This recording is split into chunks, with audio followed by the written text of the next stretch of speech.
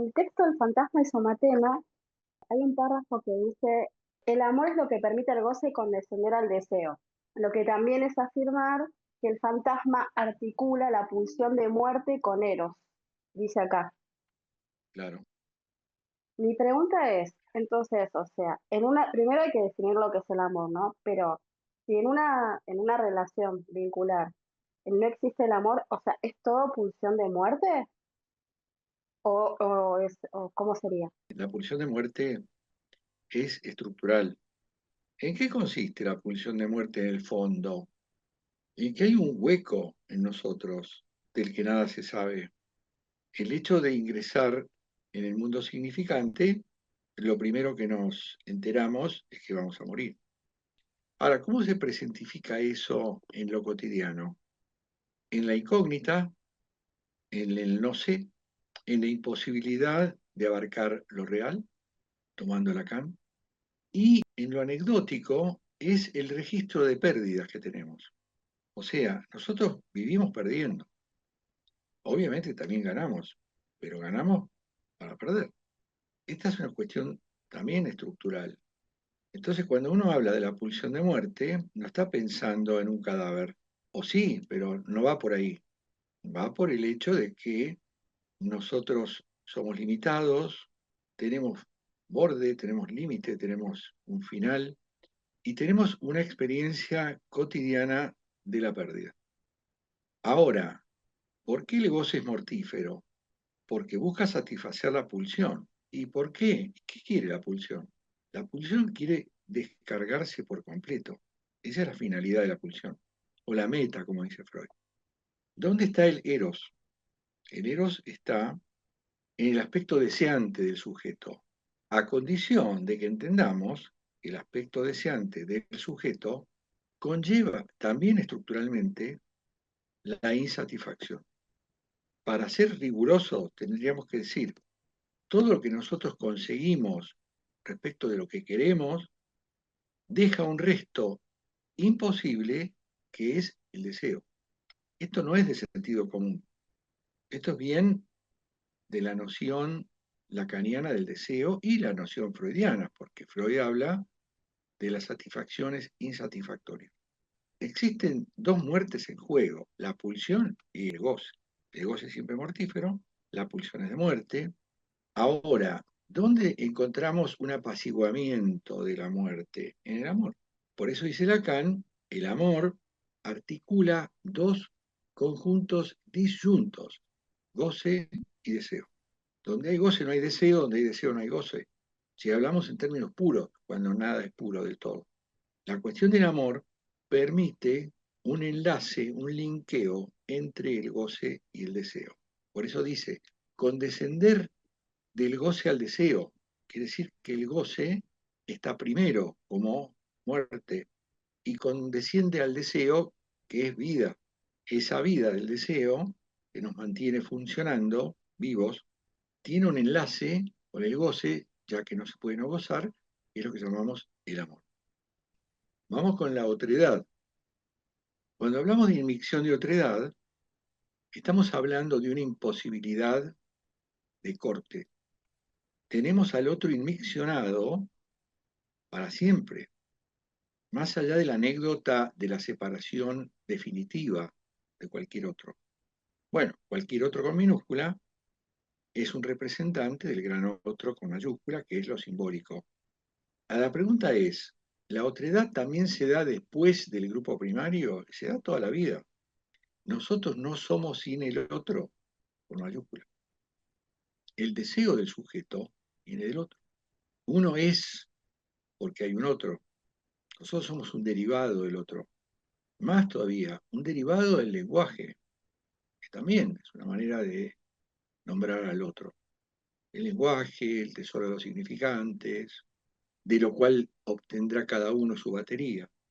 Obviamente que en el transcurso de una vida vivimos en este binario que Lacan le llama alienación-separación. Cada vez que nos alienamos, vamos a parar después a una separación. Pero la separación no garantiza la eliminación de la otredad. Todo lo contrario, la inmixción que tiene un correlato en la cuántica, el entrelazamiento cuántico, que significa que dos partículas compañeras, separadas infinitamente, cuando una cambia de signo, la otra cambia al mismo tiempo. Esto rompe con las leyes de la física clásica. Es una analogía aplicable a la inyección de otra edad. Yo me separo del otro en los hechos cotidianos anecdóticos, pero estoy inmiccionado, no puedo separar. Estoy siempre en los representantes del gran otro, que son los otros con minúscula, de los cuales estoy separado en los hechos fácticos, pero no en los hechos psíquicos. Dice, también se gesta en la adultez y si es inconsciente. Bueno, todo el tiempo está presente, más allá del momento de la vida en que uno esté. Si decimos no hay sujeto sin el otro, quiere decir que no hay un minuto de la vida que no esté inmisionado con el otro. Ahora, ¿es inconsciente? Sí, es inconsciente, por eso es simbólico. Todo lo imaginario es consciente o preconsciente, lo simbólico es inconsciente. Dice, ¿un proceso continuo que perdura toda la vida? Sí, claro. Es una permanencia indefinida en nosotros porque es imposible imaginar un sujeto prescindiendo del otro, porque no se llamaría sujeto, sujeto sujetado. Y lo primero al cual está sujetado es al otro. Antonella. Hola Mario, sí, mi pregunta es justamente sobre el sujeto y si nos podrías decir un poquito más porque yo entiendo que el sujeto para Lacan no es lo mismo que el sujeto que uno aprende en psicología social, ¿no? Me gustaría si nos podés explicar un poquito más sobre eso. Bueno, tenemos esta dificultad. Lacan tanto habla del sujeto como persona como del sujeto como efecto. Entonces ustedes van a encontrar en los textos de Lacan esta ambivalencia, ¿no? Por momentos, cuando dice sujeto, está hablando de un analizante, el sujeto dijo tal cosa, no sé. Y por momentos habla del efecto sujeto. Ahora, ¿qué es el efecto sujeto? Que no está desligado del otro concepto. Lacan redefine la palabra sujeto como efecto del diálogo externo a nosotros entre significantes. Quiere decir que hay una maraña de textos externo a nosotros, invisible, intangible, de cuya articulación emerge una cosa tercera. Tercero digo porque hay dos personas hablando, ¿no? Analista, analizante. De ese intercambio discursivo, que es la maraña del dibujo, surge el efecto sujeto, que en realidad es el que verdaderamente sabe, porque hay supuestos saberes. Está el yo, primer sujeto supuesto saber, está el analista, segundo sujeto supuesto saber, pero el que verdaderamente sabe sin supuestos es el efecto sujeto, el tema, el asunto, que tiene efecto después en las personas sujetos. Cuando hablas de que la separación, o sea, se puede dar en los hechos fácticos, pero no en los hechos psíquicos, que está estoy en el sujeto está en las representaciones del otro, no se lo relacioné con lo que, no sé si hay alguna relación o no, con cuando Lacan habla de que nunca nadie es del todo un ex o algo así, ¿Sí? decía, nunca nadie es del todo un ex. ¿Sí? Bueno, no lo dice Lacan, eso lo dice un tal Mallory. Claro, yo filtro los textos de los autores y pongo mi punto de vista y por ahí digo algo que lo digo yo, no dicen los autores, pero sí, en efecto, existe la noción imaginaria de que una separación es taxativa y no lo es. No lo es porque el psiquismo sostiene a través de la repetición un nexo indisoluble. Por eso les di el ejemplo, el frasco con tornillos y tuercas mezclados. Bueno, yo eso lo puedo separar. Quedamos dos frascos, uno de tuercas, otro de tornillos. No puedo hacer lo mismo con el otro. Por lo tanto, por más que yo diga, ni me acuerdo de fulana que fue parte de mi vida, el inconsciente está aquí ahora permanentemente operando, es como el incesto. El incesto está prohibido, está reprimido, y sin embargo está operando. El incesto permite al sujeto los enlaces con otros sujetos más allá de los padres. El incesto reprimido, que ahí también habría que ver porque se dice prohibición del incesto, pero en realidad está reprimido, está prohibido, está reprimido. La prohibición, uno se la imagina más vale del orden de lo consciente. No robes. Sí, bueno, pero eventualmente puedo robar. En cambio, lo reprimido está, como dice Freud, olvidado, permanentemente recordado, porque está olvidado. Entonces, sigue operando como todo lo que es inconsciente, ya sea freudiano como lacaniano. Para Freud, el inconsciente es el conjunto de representaciones reprimidas. Para Lacan, es un discurso, es una tómbola significante. Él le llama la memoria cibernética. Tiene una racionalidad que no es la de la conciencia, tiene una lógica que no es la de la conciencia, no es una bolsa de gatos como se creyó siempre, es algo articulado y es algo que por ser el núcleo del psiquismo, ligado a una otredad, que es el gran otro, produce efectos de superficie que es la conciencia, por ejemplo. Acá hay otra pregunta que dice, si el lenguaje es el lazo social, el gran otro, ¿qué pasa cuando se fractura? Bueno, ya vemos que lo de la fractura es relativo pensar. Hay una fractura aparente, imaginaria, y hay una soldadura perpetua que es inconsciente. Por supuesto que nosotros vivimos en lo cotidiano en una articulación imaginario-simbólica. Ahí está el sentido, acuérdense del nudo Borromeo. Entre lo imaginario y lo simbólico hay una zona de intersección donde está el sentido. Nosotros vivimos ahí.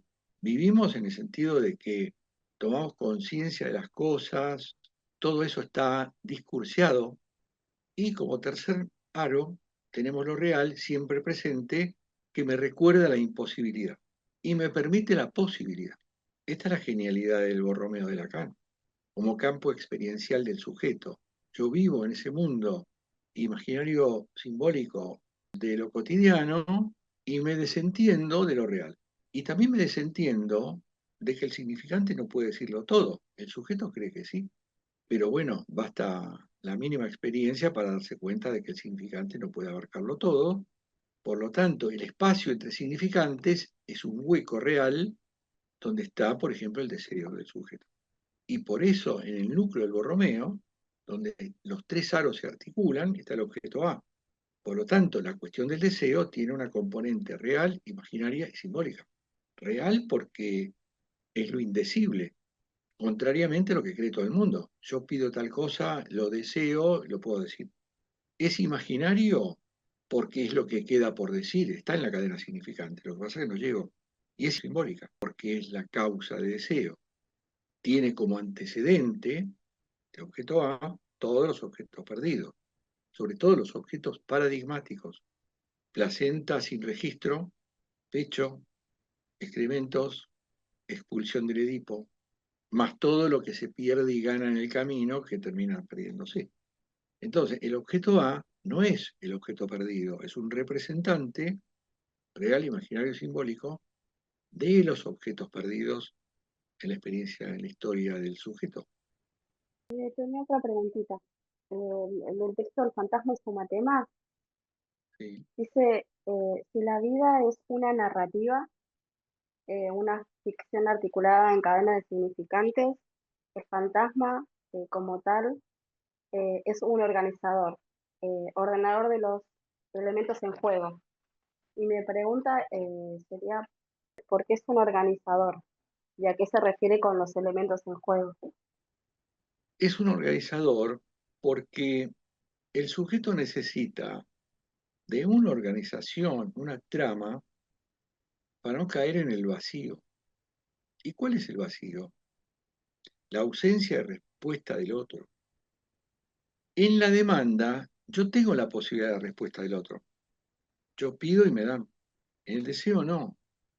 Cuando uno pregunta por el deseo del otro, asume de entrada que el otro está en falta. Esto desespera al sujeto, la falta del otro. De hecho, en el grafo del deseo hay un nodo, arriba a la izquierda, que es significante de la falta en el otro. Entonces, si el sujeto asume que el otro desea, es porque el otro está en falta, no es omnipotente. Nomenclatura abarrada. Entonces, frente a la pregunta por el deseo del otro, y no habiendo respuesta, hay una necesidad de armar algo para no caerse. Hay que llenar ese vacío con algo, una construcción. Esa construcción es el fantasma. Es una ficción que me sostiene ilusoriamente, imaginariamente, en una trama que para mí está generada por ese gran otro. Porque yo como neurótico no me banco esa falta en el otro. Fíjense en las religiones. Las religiones tienen un gran otro que es Dios, como se llame, el Dios que sea. ¿Cómo se lo define? Omnipotente. Esa omnipotencia tranquiliza al sujeto. Pero, como el sujeto no es tonto, es neurótico pero no es tonto, sabe en el fondo que la apelación a ese gran otro tiene un cierto vacío, porque el otro no responde. Acá podemos armar infinitas cadenas de oración para salvar a alguien, tipo no se salva. O sea, el otro no responde. Entonces ahí existe la necesidad de organizar algo que, bien llamado un organizador, que se ve también en psicología social en los grupos. ¿Qué hay en los grupos? Primero, circulación discursiva. Segundo, circulación fantasmática. Cada uno, sin darse cuenta, pone en juego su fantasma. Tercero, resonancia fantasmática. Quiere decir que algunos de los fantasmas puestos en juego inconscientemente, en función de que hay comunicación entre inconscientes, aunque no hay inconsciente grupal, se coagula una escena predominante. Y eso organiza el grupo. Y hay muchos organizadores. Pero si vamos al núcleo del concepto de organizador, el fantasma es el ejemplo ideal. Es un organizador del sujeto y de lo que hace el sujeto con los otros. Por ejemplo, en un grupo. De hecho, hay muchos autores, algunos psicoanalistas, otros no, que han postulado modelos de fantasmas o de organizadores. Por ejemplo, Bion, Wilfred Bion, tiene dependencia, emparejamiento, ataque y fuga.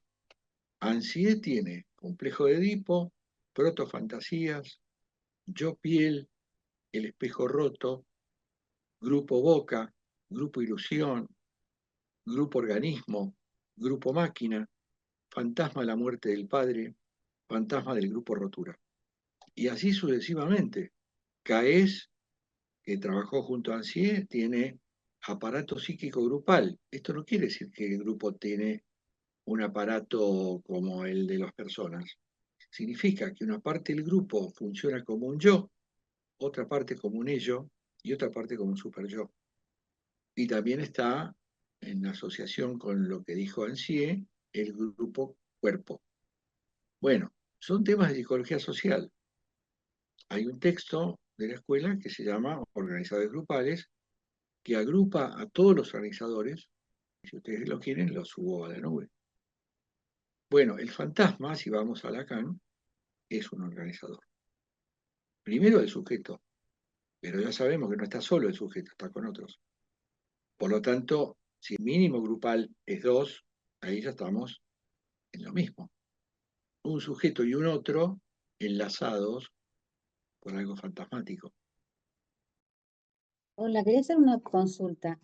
En el material que estuvimos leyendo habla de que el neurótico no soporta que el otro esté en falta, entonces se ofrece como un objeto completador. Y después, cuando se da cuenta de que el otro está tan roto como uno, que también tiene sus faltas y sus fallas, lo termina denigrando. Y estuve viendo que dentro del grafo del deseo, en la parte inferior, que habla sobre los aspectos imaginarios, el niño lo que hace es, en el estadio de espejo, es como que se siente completado por el gran otro que sería la función materna que cumpla cualquier persona.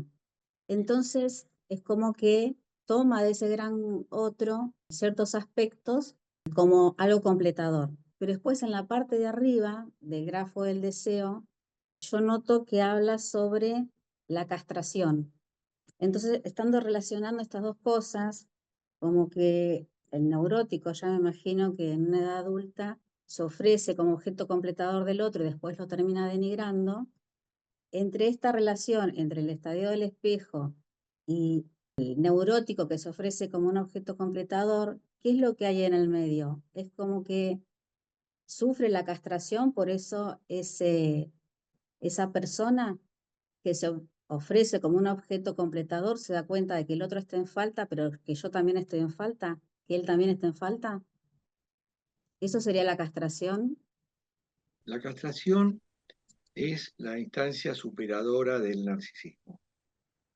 Uno necesariamente pasa por el narcisismo primario, que es la ilusión de completitud, que en el grafo aparece abajo en la relación entre el moi y el yo ideal, que para Lacan el yo ideal es el ideal del otro, porque claro, está la madre frente a la cual la imagen del espejo ofrece una gestalt completa, de buena forma y de forma unitaria, que supera la vivencia de fragmentación de la criatura, por eso se llama yo ideal, no confundir con ideal del yo. Yo ideal es un ideal actual, en el estadio del espejo, para ese otro, que es la mirada de la madre. De manera que ahí se produce una triangularidad, criatura, imagen especular, mamá. Y por eso ese tercero que está en la imagen, ante todo, es un rival, después es uno mismo y después es la representación del semejante. Ahora, volviendo a tu pregunta sobre la castración, en el tramo superior del grafo, el registro de la enunciación, o sea, donde ya entra a tallar el inconsciente y el deseo, a la izquierda aparecen los goces y a la derecha la castración.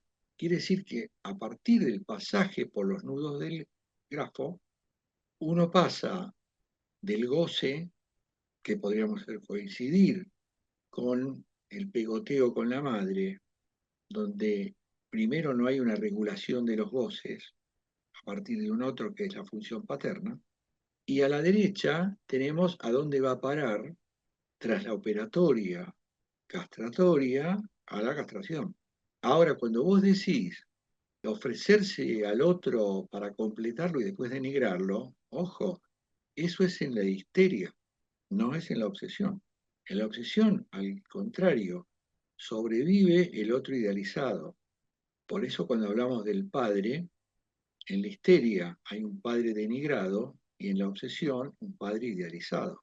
Lo que llevó a Freud a decir, con perdón de los creyentes, toda religión es pura neurosis obsesiva, porque hay un Dios Padre que está idealizado, omnipotente, sin barradura.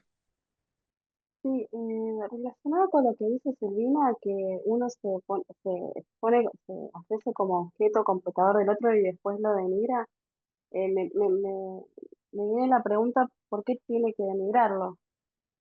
Ah, Porque buena pregunta. Porque la histeria originariamente es femenina, pero a partir de Freud también masculina. En la histeria lo que hay es una mujer o alguien en posición masculina. ¿Por qué en posición masculina? Porque cree tener un saber de qué es un hombre, por lo cual su pregunta elemental es qué es una mujer, porque ella ya sabe lo que es un hombre.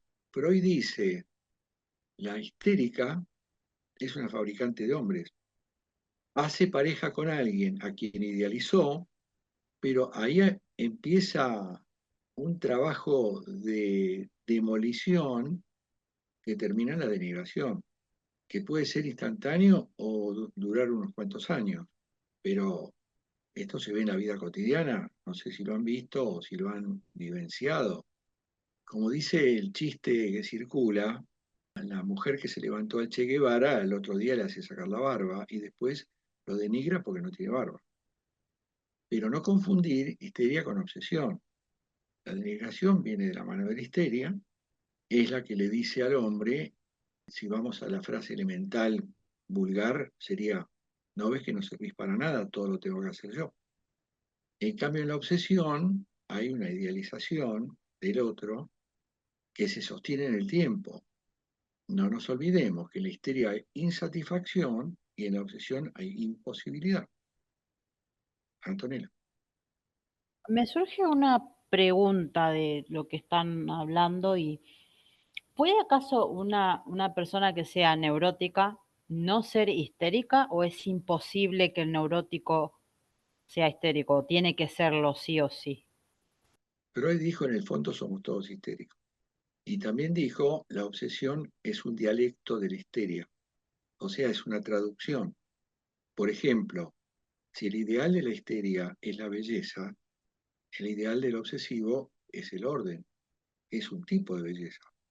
Y el ideal del fóbico es la justicia, que es otro tipo de belleza. Pero son traducciones. En general, podemos decir que las dos subestructuras principales son la histeria y la obsesión, y la fobia es un recurso donde el sujeto se refugia en la configuración fóbica para salir de la angustia. Caso Juanito, angustia de castración, porque la madre le dijo algo bastante terrible. Entonces hizo una operación mental, dicen los textos, autoterapéutica, de convertir la angustia en una fobia. Recayó sobre los caballos, a quienes le atribuyó la posibilidad de que le coman los genitales. O sea que está la castración en juego, pero traducida sobre un objeto fobígeno sobre el cual tengo un dominio si establezco distancia óptima. No miro los caballos, no veo caballos y estoy tranquilo. Argentina. Dice que la castración es la instancia superadora del narcisismo. Y mi pregunta es, entonces, por ejemplo, una persona narcisista, o sea, ¿qué pasó? O sea, ¿estuvo fallada la castración ahí? Sí, falla en alguna medida, porque si falla del todo estamos en la psicosis. La psicosis es la estructura del narcisismo primario. Nosotros tenemos un narcisismo secundario que depende del modo anecdótico en que se nos instaló la castración simbólica, que no consiste en la ablación de ningún genital, consiste en la noción transmitida de que no somos perfectos ni completos. Un sujeto sale castrado de un grupo primario cuando asume que no es omnipotente. Ahora, esto no está garantizado. Hay chicos que salen con la idea instalada de que lo pueden todo. Esto lo vimos hace un tiempo con estos rugbyers que mataron a un chico y que es una escena repetida. Bueno, esos chicos fueron convencidos que son omnipotentes, que son una élite que no tiene límite, está por encima de la ley. Esto proviene de padres que les han transmitido esa noción. Vos estás por encima, vos podés todo, vos sos el que tiene el poder. Les cuento una pequeña viñeta clínica. Una pareja, tienen 30 y pico de años, llevan como 7 años de novios y después de convivencia, y de pronto, como de la nada, el hombre dice, bueno, necesito que tomemos distancia, porque no estoy seguro de lo que quiero con vos. Cuando ella indaga, obviamente este es el motivo de consulta, este hombre le dice, mi padre me dijo que si yo no me lanzo al mundo como a una pileta probando de todo, soy un gil. Bueno, para las personas de otros países, gil acá significa un boludo, un tonto, un tarado. Entonces ese discurso del padre empieza a pegar ahora, y no es que este hombre se haya privado de la joda, de la noche y de contactos con mujeres. No, no, no se privó de todo eso. Pero le quedó un resto, una duda de si está respondiendo o no al discurso del padre. Tiene un fantasma organizado alrededor de esa pregunta.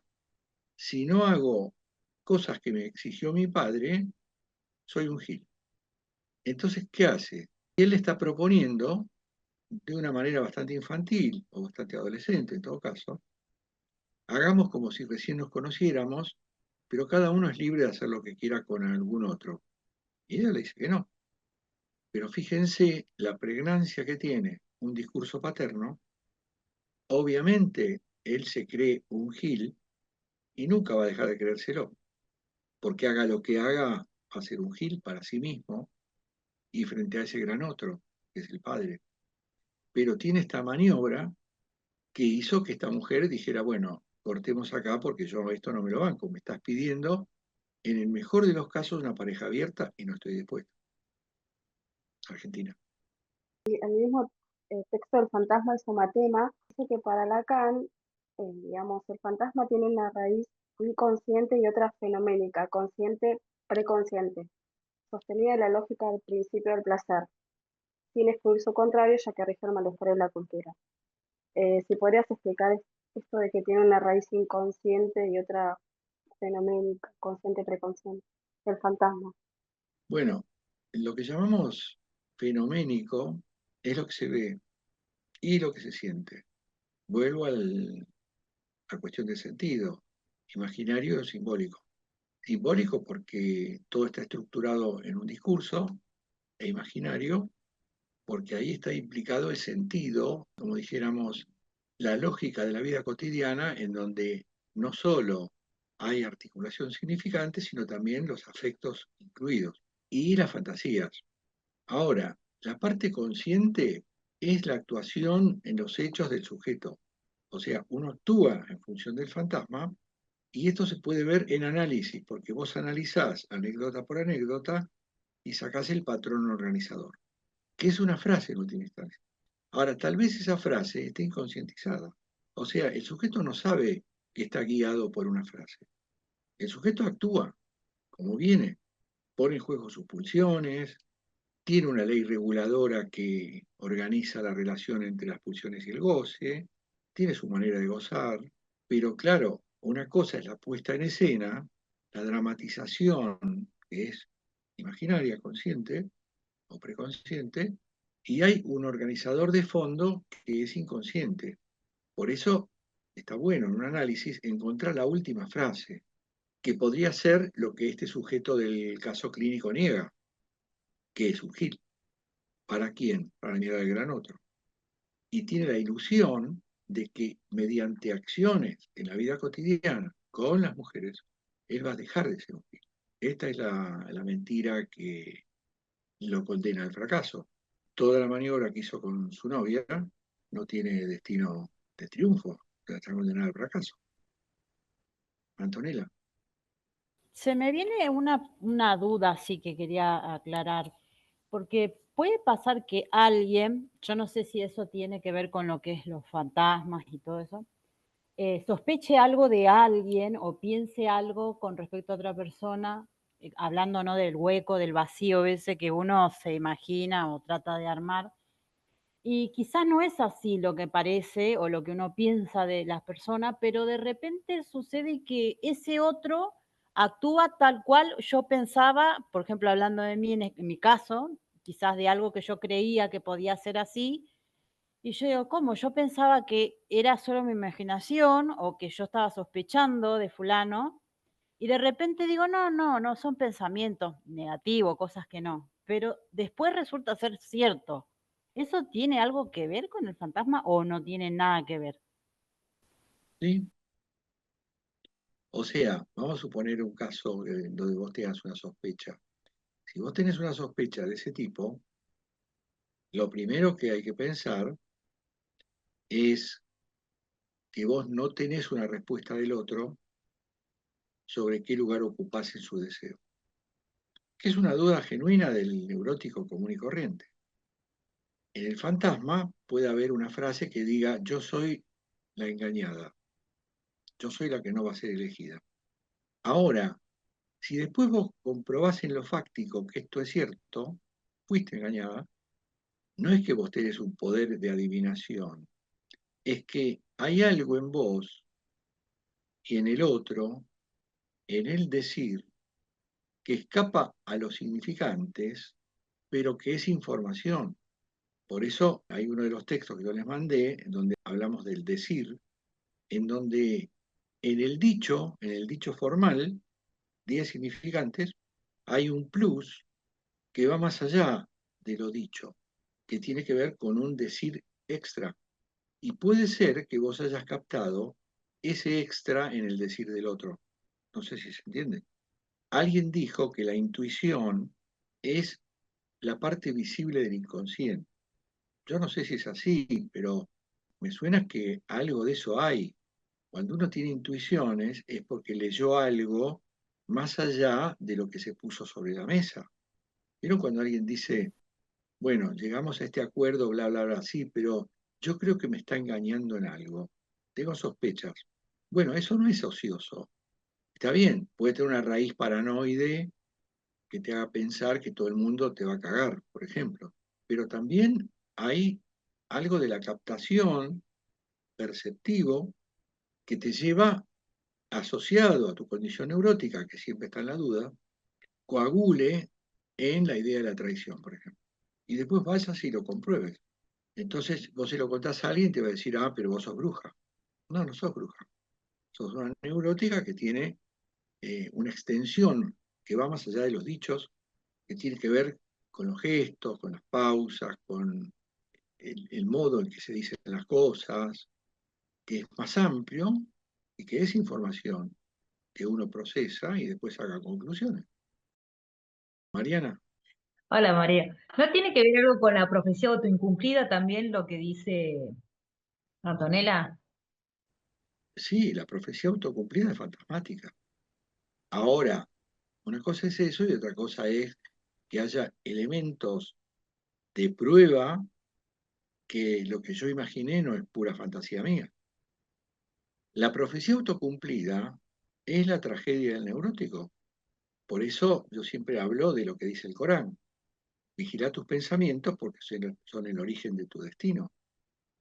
Hay complementariedad entre lo que se piensa y lo que sucede. Claro, el pensamiento es algo abstracto. Hay una cadena de categorías que derivan en el destino de la persona. El pensamiento, la palabra, la acción, el carácter, el destino. Entonces sí, hay como una especie de premoldeo que no necesariamente se va a verificar en la realidad, pero que tiene su influencia. No es ocioso que nosotros tengamos determinados pensamientos de algo que finalmente se cumple. O sea, no es algo meramente abstracto que no tiene ninguna consecuencia, ¿no? Lo que uno piensa tiene consecuencias. La profecía autocumplida es una tragedia cuando se trata de una profecía de lo terrible. Porque vos te puedes tener una profecía del triunfo también, pero no es lo que hunde en el neurótico. Realmente hay otra cosa. Está esta espada de Damocles en función de que no sé qué va a pasar y no sé quién es el otro, ni no sé quién soy yo. Entonces, es complicado. Por eso el neurótico, que originariamente quiere decir enfermo de los nervios, se sostiene como la mejor estructura a la que podemos llegar, pero que no llega a una normalidad en donde uno pueda vivir tranquilo en lo cotidiano. Siempre está esa predeterminación fantasmática que produce cosas. Acuérdense que hemos dicho, la palabra es performativa, la palabra produce efecto, el significante produce efecto.